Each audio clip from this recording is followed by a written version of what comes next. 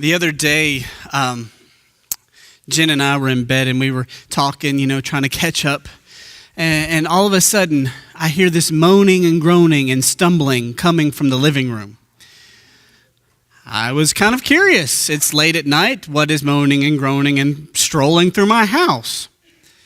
And all of a sudden, around the corner, I see this little golden afro pop up from around the corner. And that's my son. And he's got his blanket, and he's got his teddy bear, and he has this pained look on his face. And so we go, hey, Ezra, what's wrong? And he said, I had a nightmare. I didn't know what the word nightmare was when I was his age. I would have just said, I'm scared, Daddy. And so this pained look on his face, he felt lonely. And he felt afraid. And all he wanted was the assurance of those who loved him the most. This lesson is for those who feel lonely, for those who feel afraid. If life has beaten you down, God has a word for you today. That no matter what fear you have, no matter what storms that are attacking your very soul today,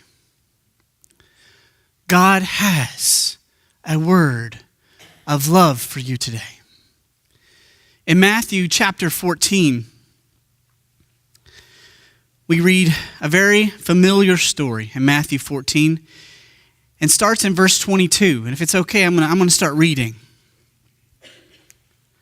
Matthew 14, verse 22 says, this is, to give you some context, this is right after Jesus has fed thousands of people. Okay, think of your biggest barbecue you've ever had times 1,000 or 4 or 5. And so Jesus has fed these people with small rations. His abundance was made very clear. In verse 22, Jesus made the disciples get into a boat and go on ahead to the other side while he dismissed the crowds. I never noticed that before. Jesus stayed behind to deal with the thousands of people and told them to go home. While what he sent his disciples to do says, you get away. You take a break. Isn't that amazing? And after he dismissed the crowds, he went up to the mountain by himself to pray. When evening came, he was there alone. I want you to see this in your mind's eye. I want you to see this. You've had a long day. You spent the whole day with thousands of people, serving thousands of people, listening to Jesus teach, feeding the hungry. And you're pooped. You're exhausted. What does Jesus do? Jesus goes and spends time with his dad. I don't know about you, but crowds, they drain me.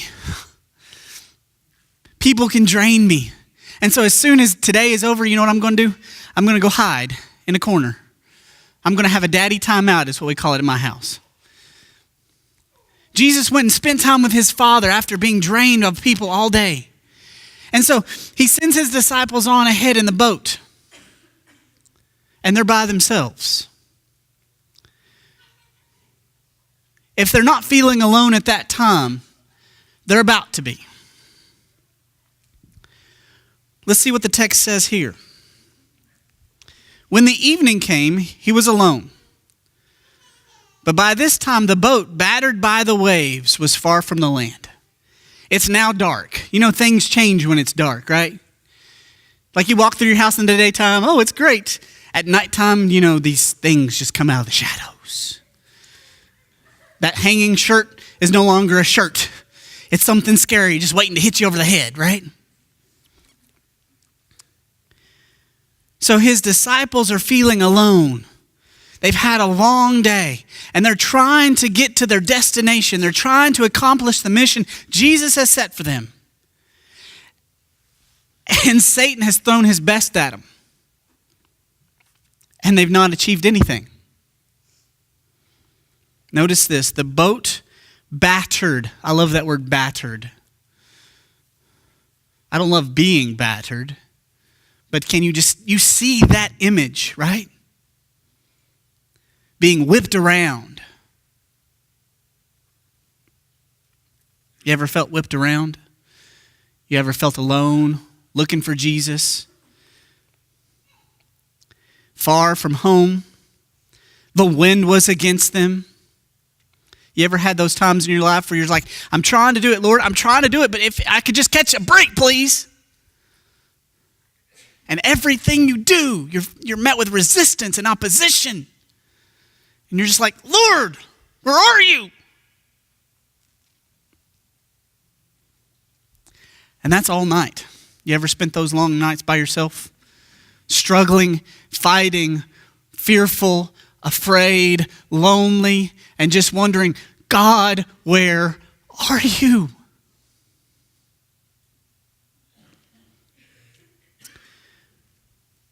Something I read just a minute ago that I've never noticed before. They struggle the entire night. Verse 25 says, early in the morning, he came to them. I want you to picture this. You are exhausted. You are wet. You're on this boat. You're being tossed about. And finally, the night is over. Finally, the darkness is starting to go away. They see the sun. Did you get that? What is it that they see as day is starting to break? It's Jesus. What they've been longing for, what they've been searching for through the darkest hour of the night.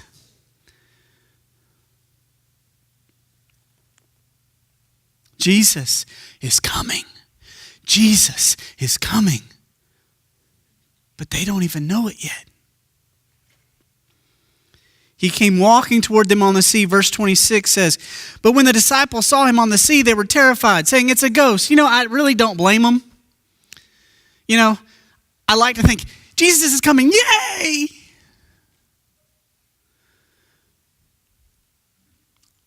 If you have been exhausted and you've been afraid, the love of a friend sometimes can seem like an attack from the enemy. Here's Jesus walking on the water. How is that? There is a storm raging. The winds are blowing. And here's Jesus. Nothing is going to stop Jesus from going to where he wants to go. He wants to go be with his people. No storm will stop him. No wave can crash high. No wind can blow Jesus away. Jesus is beyond the storm. He is not affected by the storm. And he is going for his people in the midst of the storm. That just gives me cold chills, folks. No storm can stop Jesus from being with you. They were terrified. They were terrified. They cried out in fear. Just like my child cries out in the night, in fear, alone, worried, longing only to be comforted by those who love him the most. Notice that when they were cried out in fear, Jesus immediately spoke to them. Don't miss this conversation, church. Jesus heard them cry in fear, and he had an answer to their fear. Take heart.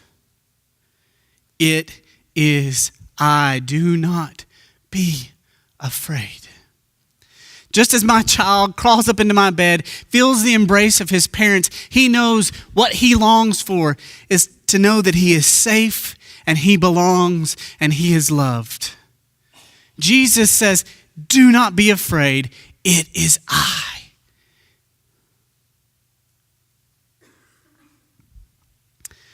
Scripture tells us that perfect love drives out fear. And I can't think of a better image of Jesus than perfect love. Verse 28.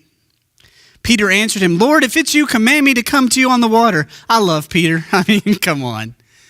Such bravery, such stupidity.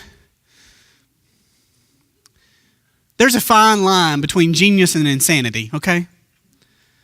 There's a fine line between ultimate faith and ultimate folly. We've already said Jesus is above the storm. Nothing will stop him from going to his people. Peter says, I can do it. Give me some of that Jesus. Because something Peter recognized, even in his impetuousness, that it's better to be in the storm with Jesus than in the boat by yourself. It's better to be in the storm